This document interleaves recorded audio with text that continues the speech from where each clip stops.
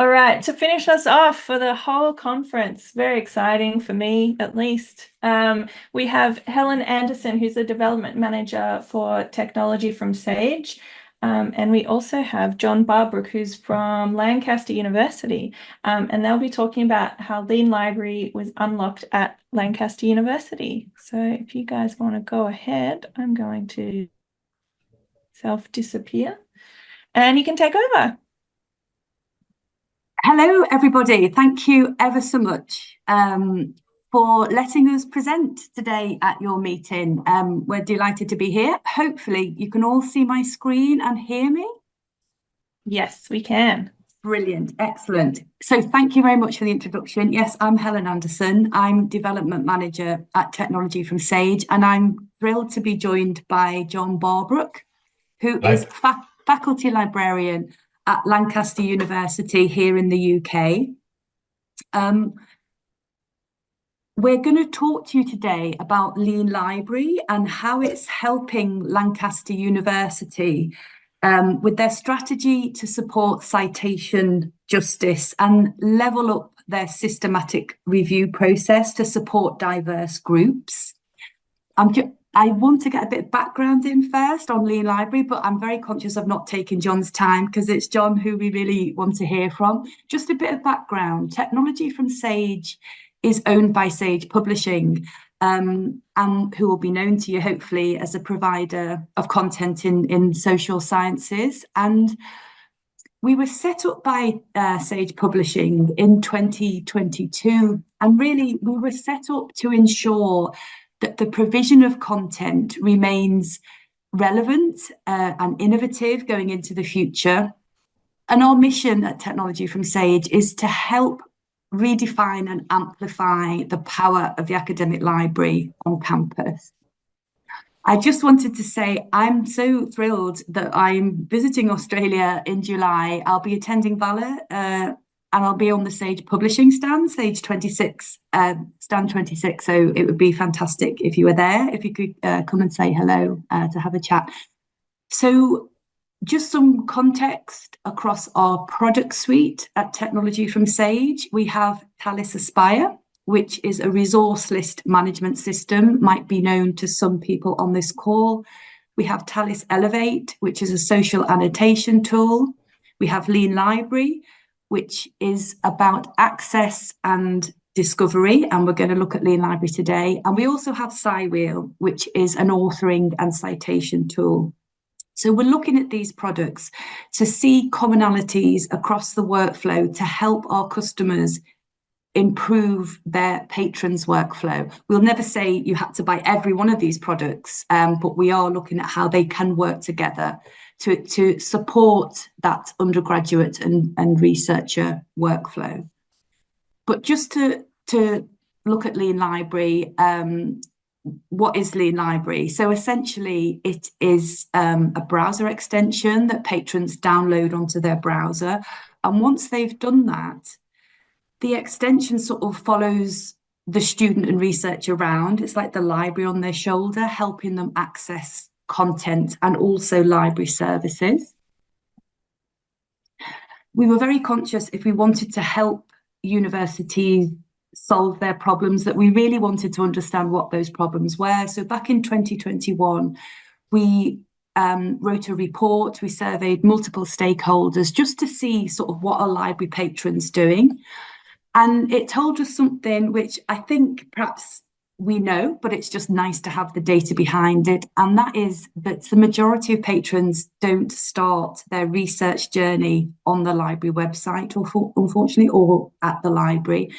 And we found that 79% of faculty and 74% of students begin their discovery outside of the library. And often it's on open tools like Google and Google Scholar, as we know. It wasn't that patrons were saying they didn't value the library, they really did, but they would have liked to have it more embedded in their workflows.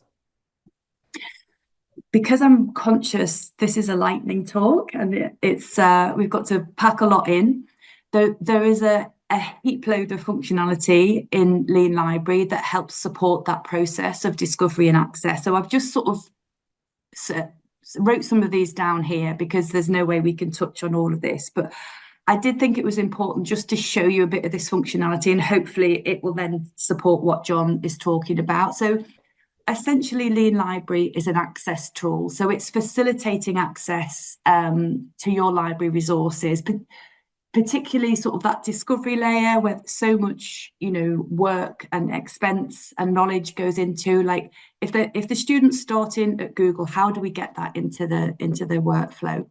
So once a student has downloaded the browser extension, if you imagine they're outside the library, they might be in a cafe or at home, they navigate to Google and they come across an academic site such as JSTOR.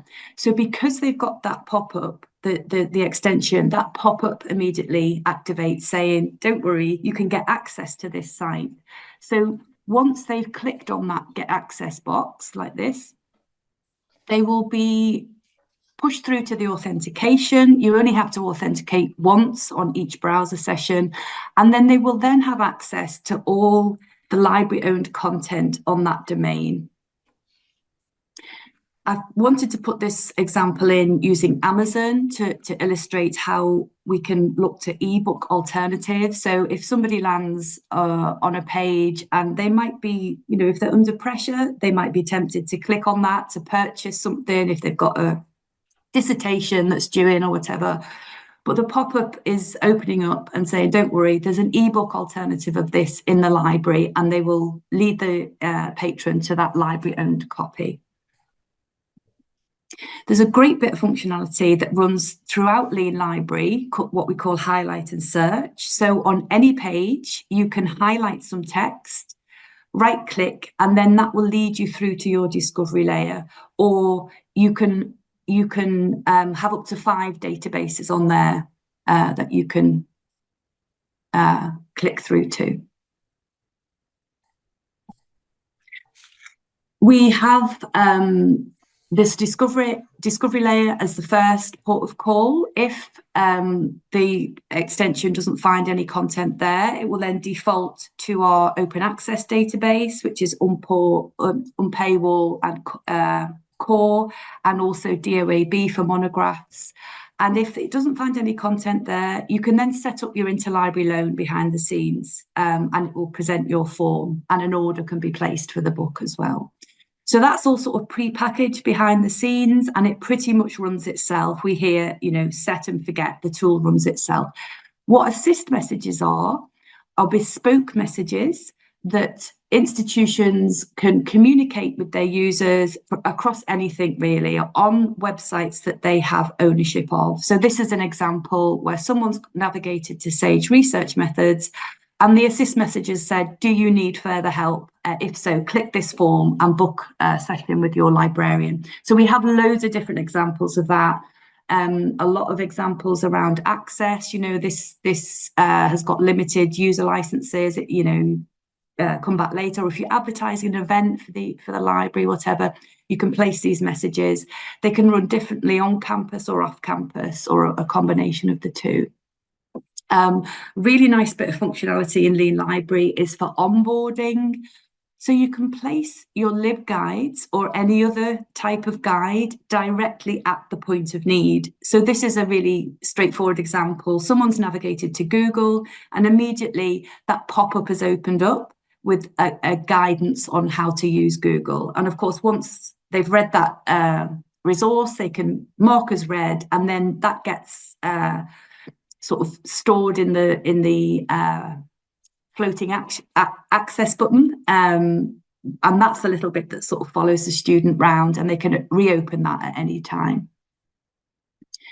We wanted to think, because we were hearing more and more about how students were going to Google, so we wanted to sort of surface that discovery layer. We were wondering how we can surface that discovery layer even better in the student workflow. So this discovery integration is where somebody has gone to Google Scholar, put in a search term, you would have all the expected results there, but you also get this side tray. So if you can see it across the top, there are a number of databases. So it basically just replicates the search against those other databases. And you can see OCLC there. with all the search results. So if you clicked through on one of those search results, it would take you to the discovery layer and you can access the library catalogue. A further way of surfacing resources, and this was really important to us because we were hearing a lot that all those special collections at institutions, you know, from a geographical perspective, historical, local studies, etc., like these weren't getting surfaced in research. So we thought long and hard about how do we help institutions surface those really valuable, those really special collections. So we do this with something called keyword enhancement. So this is where you will identify your collection particular collection or a particular database that you want surfacing in the student workflow, and you allocate it certain keywords. We understand that, or I understand that AI is excellent in doing this, and you put those keywords in the dashboard behind the scenes.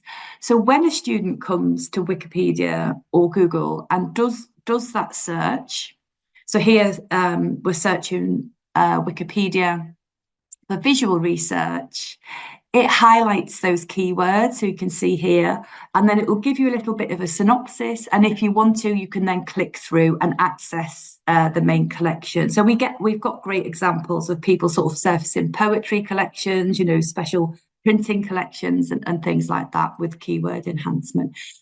So that's the functionality that I'm going to show you today. It'd be great to meet with you and show you a complete overview of Lean Library, and then I just wanted to remind everyone of that functionality.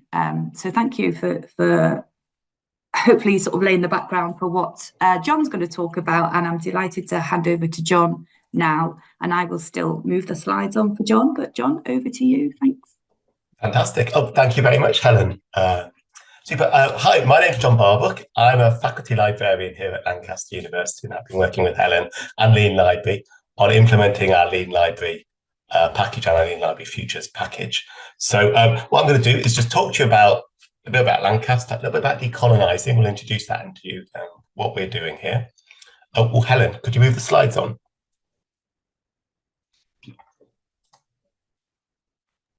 For some reason, it is not moving on. Strange.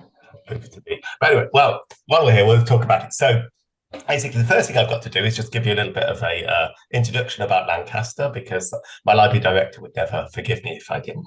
So Lancaster University, here we go, UK top 10 university, depending on your ranking, about 10 or 11. So it's a really good, popular university. Our library was award-winning library in the Times Higher Education Award in 2022 for a lot of our innovations. And we have a strategy called Towards 2025. What I'm going to do is just link the things I'm going to talk to you in the chat so you can have a look at them yourself. Part of that is about establishing a fully digital library that encompasses all of our resources, spaces, services and talents. So we have a lot of digital integration between things like students can book appointments whenever they want. And they're, for instance, with faculty librarians, we've got digital resources. We try and be as innovative and forward-thinking as we possibly can. So, there we go.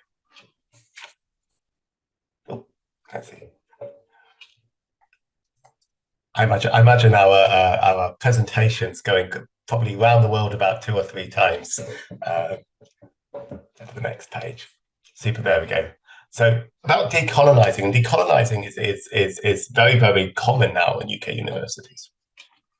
Decolonising as a concept, and bear in mind, I haven't written this. We've worked in collaboration with academics to investigate the role of decolonising and how important it is for us as a library. And that's decolonising is the idea that it relates to the recognition that knowledge and practices in higher education have often been formed and shaped by Western colonialism and racism in many cases. And this can make higher education an unwelcoming social and intellectual space. For me, this isn't just something which is kind of one of these academic concepts that people are investigating, but actually does affect the work that I'm doing.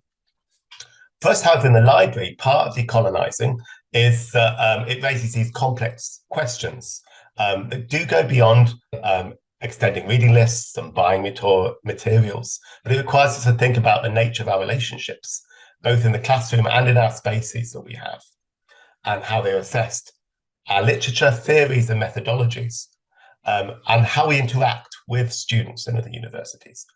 Most important for us as a library, or most important for me as a content librarian, which is the majority of my role, is the element which discusses the methodologies that we promote, especially when we're considering systematic reviews. And a lot of the teaching that academics and librarians are doing now are looking at literature. So what are we doing in our library to kind of enable decolonising? So what we're doing is we're working with Decolonising Lancaster University, a group which was started in 2019 to encourage investigation of decolonising. And we bring together multiple workflows and interests. It's not just one thing looking at content, but we'll have discussion groups. We'll look at our content, we'll look at purchasing. I'm looking at content and methodology. And part of that is where focus at the moment is on decolonising methods. So looking at, how is the library not just buying things that will help to give a worldwide view, for instance, integrating authors from the global south, but also looking at content and purchasing, but also as well, the actual way we're working. Have we got tools and methods?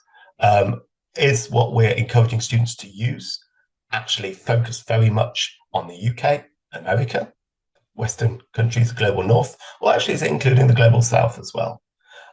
We discovered about 3 years ago that we get a lot of students who would come to us who were doing systematic reviews on global south topics. And they said that they couldn't find a lot of the evidence that we had. We were like, well, we have an incredibly good collection. And we're like, well, actually, we want to use these resources in our systematic reviews, but we can't find anything. And so we actually looked at our resources and discovered we were missing a lot of papers, maybe, a lot of evidence that we should have expected to be there were not there. And a lot of these were, again, Global South students who were studying at Lancaster, and often the topics they were investigating were based in the Global South. Do what you know, do what interests you, and a lot of those were very local issues to them, close to their heart. So we investigated decolonising. We discovered, actually, there were things that we were not doing. One of these, we need to increase access to grey literature. A lot of the evidence that the Global South produces is based in grey literature. So we were missing a lot of this. We didn't have a lot of databases. We didn't have a lot of resources. We didn't even have guidance at that time on encouraging a good grey literature search. So we weren't actually necessarily encouraging as much grey literature searching as we would hope. So that was a problem. A lot of the evidence they were showing us was actually things like policy and guidance, high quality. Again, this would be a topic that it would be for a whole other hour's discussion.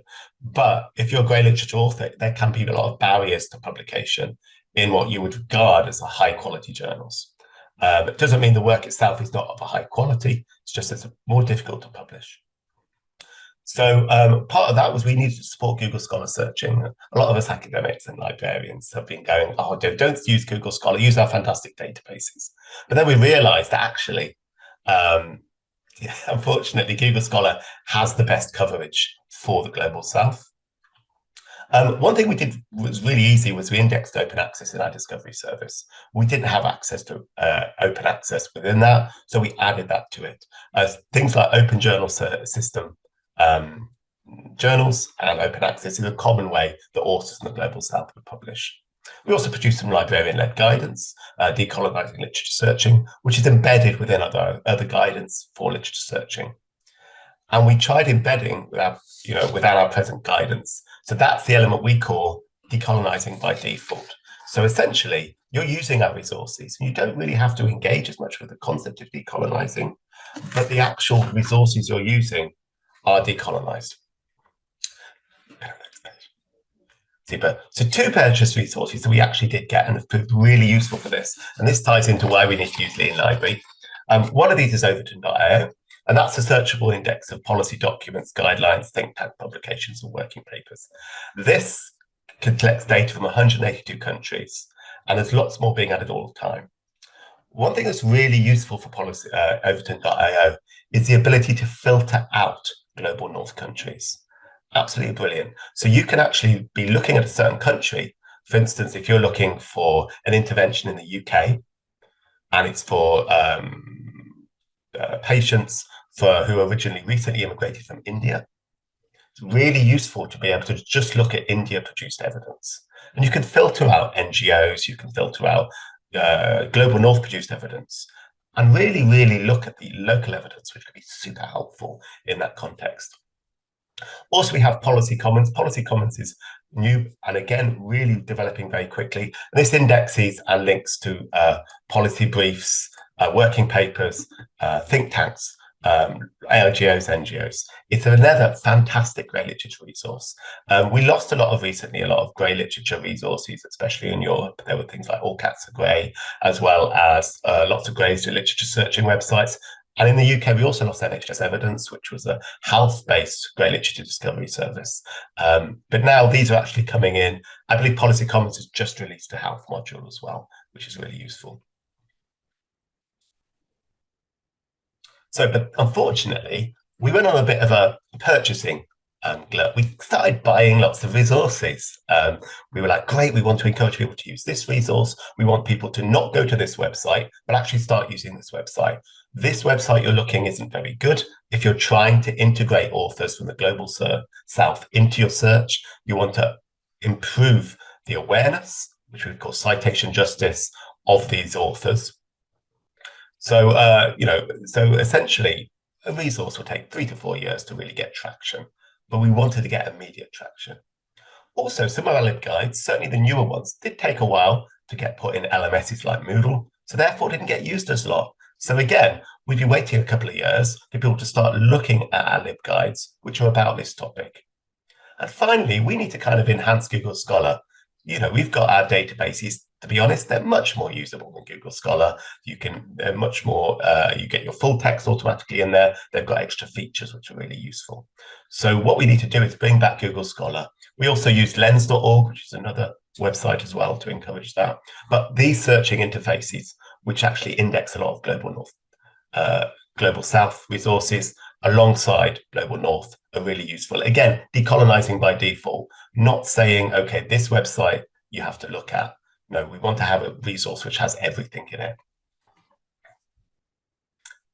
So that brings us to Lean Library at Lancaster. What did we do? Okay, so we wanted a low-key, kind of minimal viable product at the start, something quite basic that everybody could install. We're a development partner, so we use and we do break a lot of the functionality. If you talk to our colleagues there, they will actually attest to this. Must be easy to live with. We wanted to make it so you could install it and it wouldn't be too troublesome. A lot of browsers have plugins now, and we didn't want too many.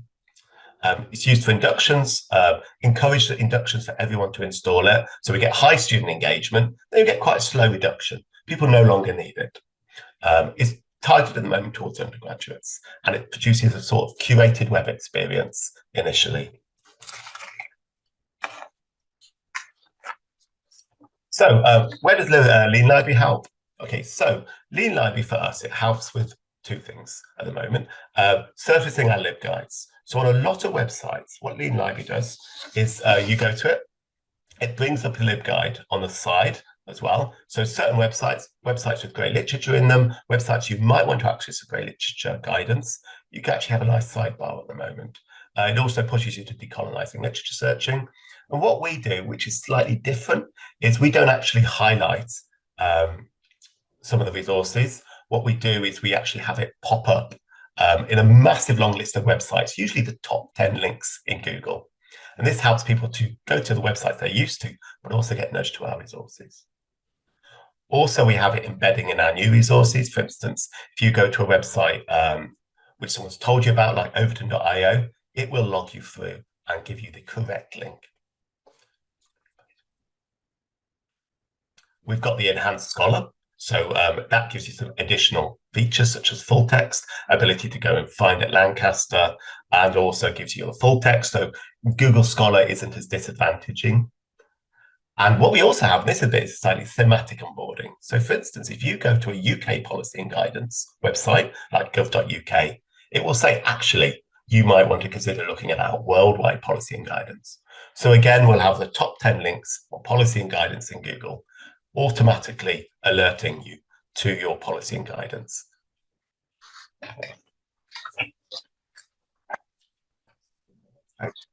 So I did have a look at our resources, and we do have some Australia-specific content there through these resources. I wouldn't want to just to really get into obviously what is a local case for you, but there's some really interesting Aboriginal and Indigenous information in there. So in your case, that would be really interesting if you could actually get those into your literature searches, if you are not obviously already doing that. And finally, the future. What are we going to do moving forwards next year? So we're actually adding all of our LibGuides onto Lean Library this summer. Of course, they're all decolonised, hopefully, and our decolonising guidance is embedded within it. We're going to start measuring impact of external services, our open journal system, searches and resources being used. And we're also going to start curating more. We're going to offer library recommendations from your library team. And finally, and this is the tricky one, we're going to try and get it installed campus-wide on all the PCs. It's quite tricky at Lancaster because they have quite a basic install on the computers. But if we can do that, that would then automatically have people accessing these resources to work without even installing the plugin themselves. Super. Thank you very much for listening to me. And please look at those links, because there's a lot which we've involved, which I've discussed here, which has a lot of work behind it. And it'd be great if you had a look at that and a bit of an investigation. Great, thank you very much. We have one question. Do you promote this for BYOD devices as well? So I'm guessing that's for you, John. So for students that bring their own laptop. So laptops, yes, definitely. So a lot of students will mainly have their own computers. So we would have a lot of university PCs, but most of the students will use their own devices. It's mainly only works really on PCs. I think Helen will tell you it doesn't work on iPads at the moment, but it will work really well on your PC. So we'd say, yes, as soon as you arrive on campus, just install Lean Library. It'll give you a bit of like a library in your pocket, we said. Librarian in your pocket, sitting there, just nudging you towards the better resources. Yeah, great. Thank you. I think that's all the questions I can see in the chat. So thank you very much. I want to thank both of you for getting up so early as well and being with us here today. Not too bad. Thank you ever so much. Thanks. Thank you. Yeah, so nice to present to you. Thank you.